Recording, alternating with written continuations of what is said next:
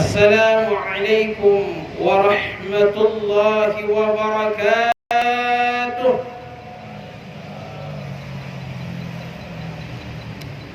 Allahu akbar, Allahu akbar walillahil hamd.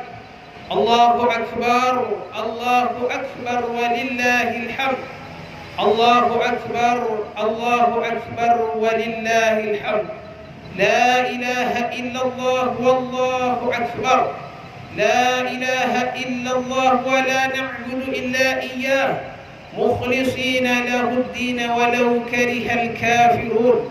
La ilaha illallah wahdah sadaqa wa'dah wa 'azza jundahu wa hazama al-ahzaba wahdah. Alhamdulillahil wahidil qahhar al-'azizil ghaffar مكور الليل على النهار تذكرة لأولي القلوب والأبصار وتبصرة لذوي الألباب والاعتبار الذي أيقظ من أهله من اصطفاه فزهدهم في هذه الدار وشغلهم بمراقبته وإدامة الأفكار ملازمة الابتعاد والاتكار ووفقهم للدأب في طاعته والتأهب لدار القرار والمحافظة على ذلك مع تغاير الأحوال والأطوار. أحمده أبلغ حمد وأزكاه وأشمله وأنماه. أشهد أن لا إله إلا الله البر الكريم الرؤوف الرحيم، وأشهد أن محمدا عبده ورسوله وحبيبه وخليله الهادي إلى صراط مستقيم والداعي إلى دين قويم صلوات الله وسلامه عليه وعلى سائر النبيين وآل كل والصحابة أجمعين. أما بعد، قال الله تعالى في كتابه الكريم: الحج أشهر معلومات فمن فرض فيهن الحج فلا رفث ولا فسوق ولا جدال في الحج وما تفعلوا من خير يعلمه الله وتزودوا فإن خير الزاد التقوى. وقال أيضا: واذكروا الله في أيام معدودات فمن تعجل في يومين فلا إثم عليه ومن تأخر فلا إثم عليه لمن اتقى واتقوا الله واعلموا أنكم إليه تحشرون. صدق الله العظيم.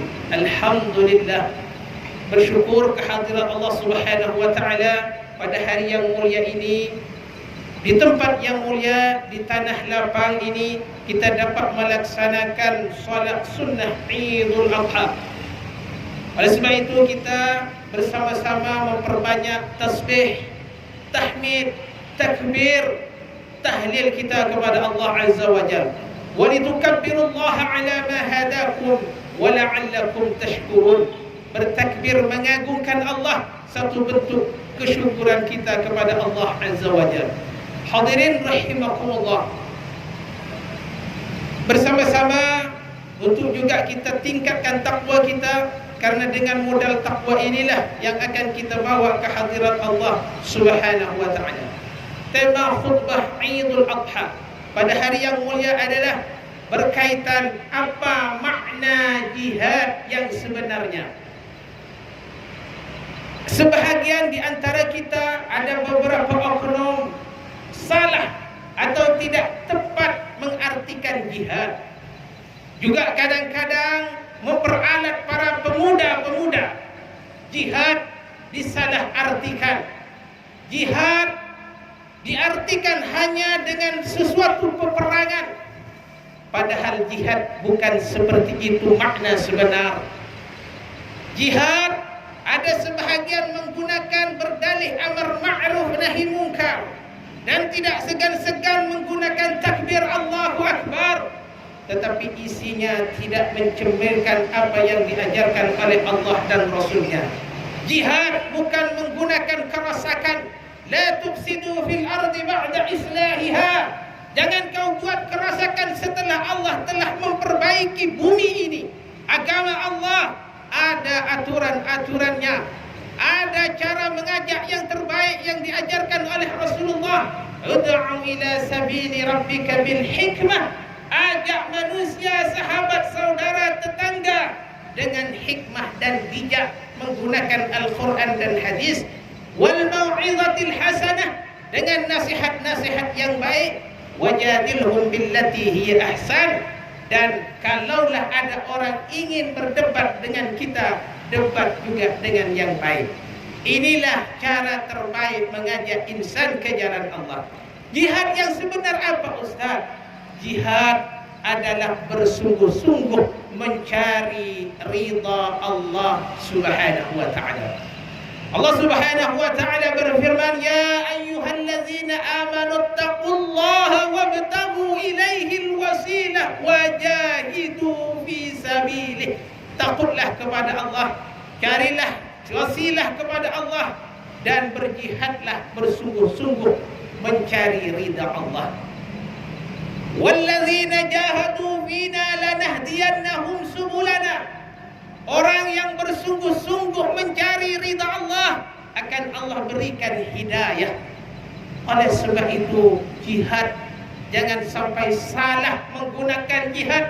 Ada sebagian di antara kita mengancam saudara Islam kita sendiri. Itu bukan jihad. Jihad sebenar adalah ada 3. Jihadul mal, jihad berperang, bukan menggunakan senjata. Tetapi di akhir zaman ini mesti kita dekat dengan Allah menggunakan harta, menyumbang masjid, menolong agama Allah bil amwal, dan jihad bil qalbi.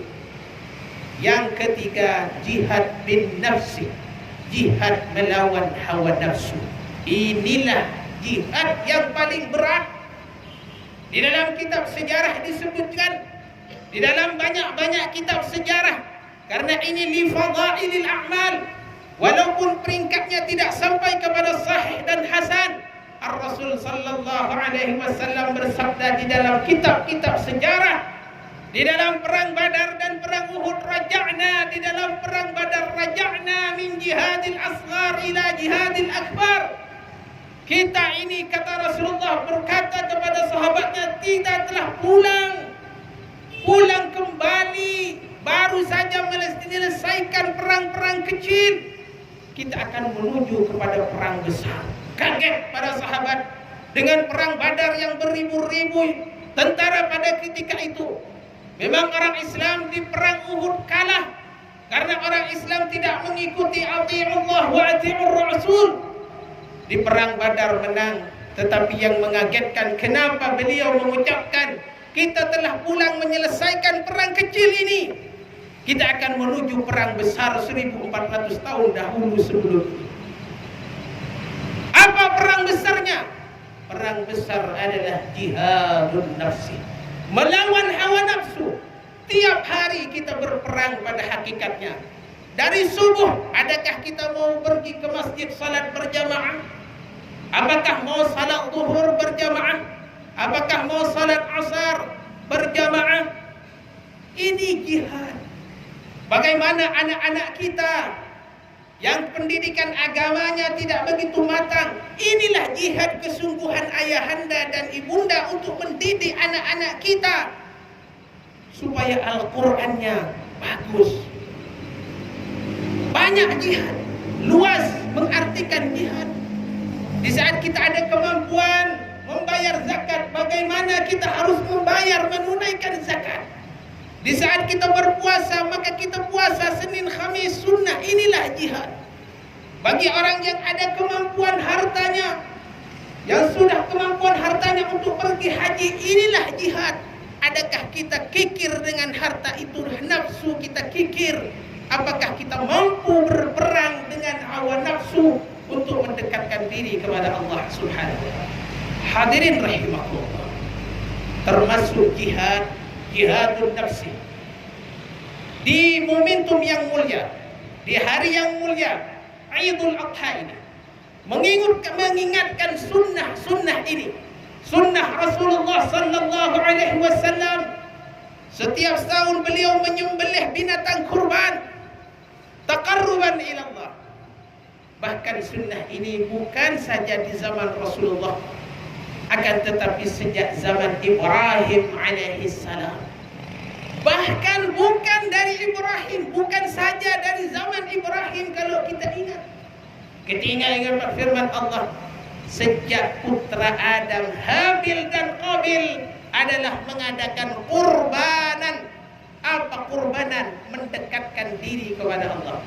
Allah mengingatkan, وَاتْلُ عَلَيْهِمْ نَبَأَ ابْنَيْ آدَمَ بِالْحَقِّ إِذْ قَرَّبَا قُرْبَانًا فَتُقُبِّلَ مِنْ أَحَدِهِمَا وَلَمْ يُتَقَبَّلْ مِنَ الْآخَرِ قَالَ لَأَقْتُلَنَّكَ قَالَ إِنَّمَا يَتَقَبَّلُ اللَّهُ مِنَ الْمُتَّقِينَ. Inilah jihad. Bagaimana jihadnya Habil di saat mau dibunuh oleh Qabil, tetapi sedikit pun tangan Habil berkata, la'in basatta yadayya ilaika yadayka ilayya litaqtulani ma ana bibasiti yadiyya ilaika liaqtulak. Kalau tangan kamu Qabil ingin membunuh aku, sedikit pun tangan ini tidak aku gerakkan untuk membunuh kamu, karena aku takut, inni akhafullah rabbal alamin. Bukankah ini sekarang sedikit kadang-kadang masalah salah sedikit berbicara sudah tidak bisa mengontrol, berperang dengan hawa nafsunya, kita menjadi zuriyah syaitan laknatullah alaih, yang sedikit mau marah, mau membunuh, gagal melawan hawa nafsu. Inilah Idul Adha mengingatkan perang jihadun nafsi. Bagaimana Qabil berkorban, Habil juga berkorban, tetapi satu daripada Qabil tidak diterima. Kenapa? Karena yang diterima innama yataqabbalullahu minal muttaqin.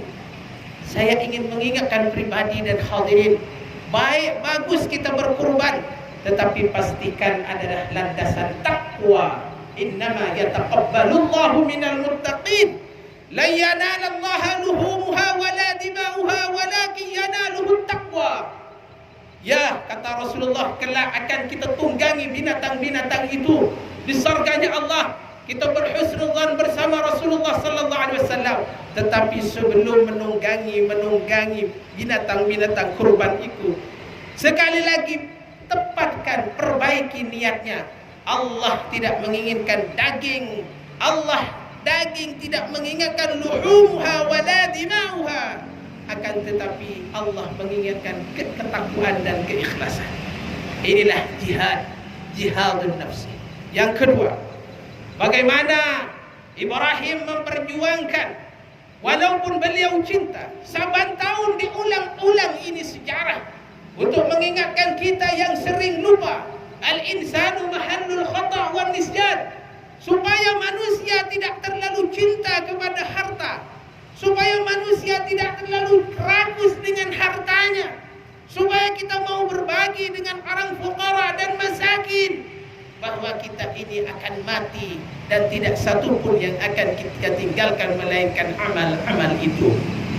Maka Allah mendidik Ibrahim, walaupun cinta kepada anaknya, sembelih. Beliau patuh, dan Ismail pun patuh. Satajiduni insyaallah minas sabirin. Maka kita bersyukur, kalaulah setiap tahun kita disuruh menyembelih anak, maka tidak sanggup kita. Khalilullah Ibrahim, Khalilullah, kita semua bercita-cita menjadi Habibullah, kekasih Allah, tetapi kita tidak mampu tanpa pertolongan Allah kalau kita harus menyembelih anak-anak kita. Ibrahim telah lulus berperang dengan hawa nafsunya, mengorbankan perasaan istri, anak dan lain sebagainya demi taqarruban ila Allah azza wa jalla. Maka kita yang ada harta, sunnatul muakkadah, mengeluarkan sebahagian harta kita untuk mendekatkan diri kepada Allah azza wa jalla. Ma la yudraku kullu la yudraku kullu. Sesuatu yang tidak kita raih kesemuanya, jangan kita tinggal kesemuanya.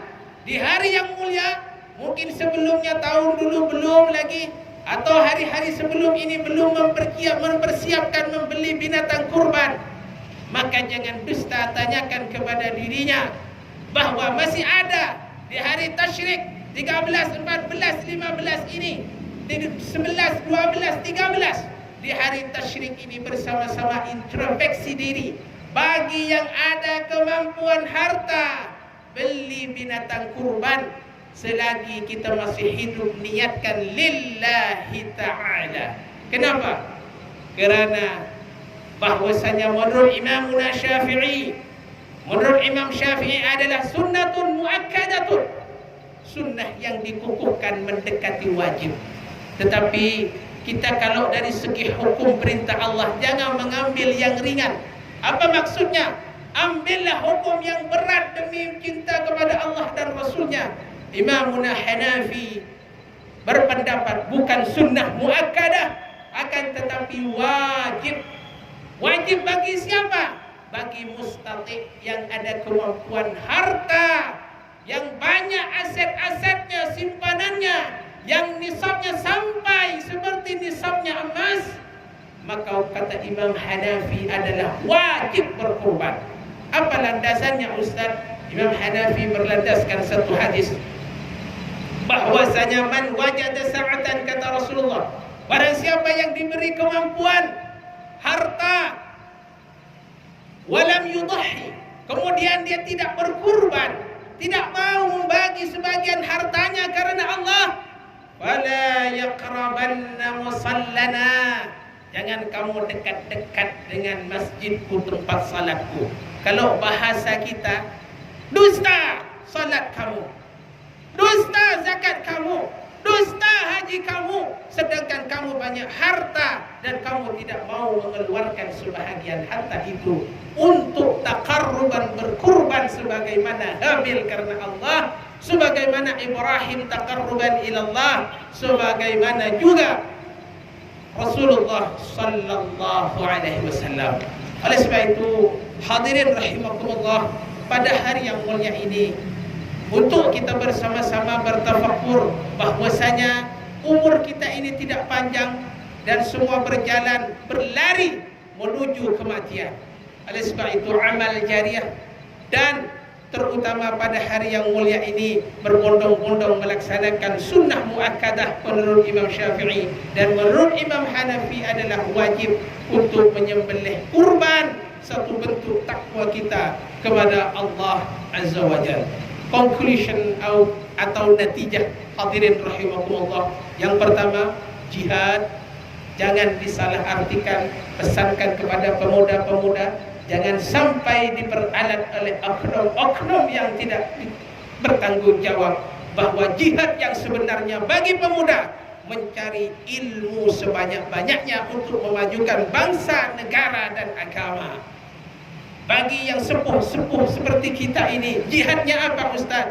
Adalah bagaimana mendidik anak-anak kita untuk memastikan menjadi amal jariah, aset terbesar kita setelah kita mati. Pahala terus mengalir karena didikan kita kepada agamanya Allah Subhanahu wa taala.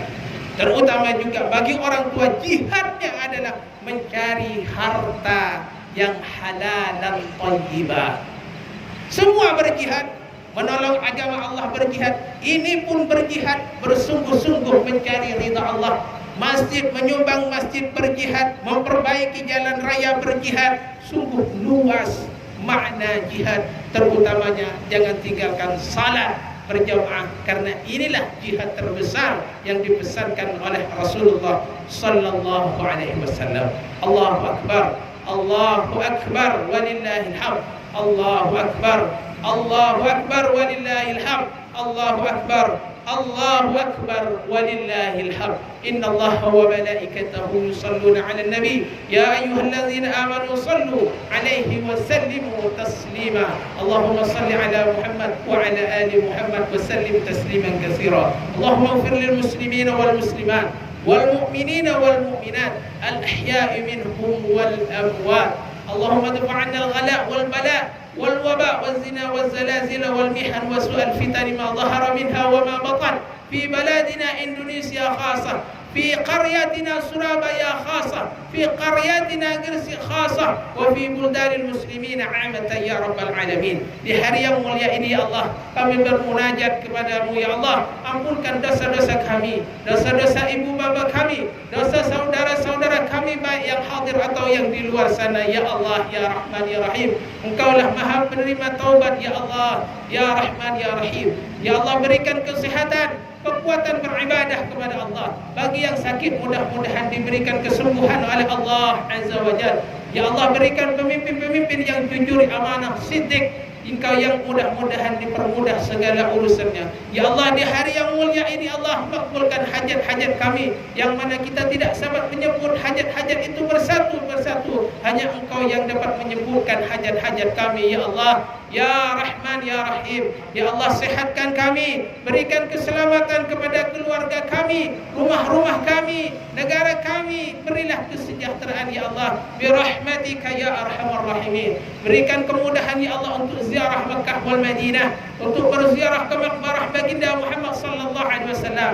Berikan limpahan barakah ya Allah berkat orang-orang telah wukuf di Arafah ya Allah birahmatika ya arhamar rahimin, birahmatika ya arhamar rahimin.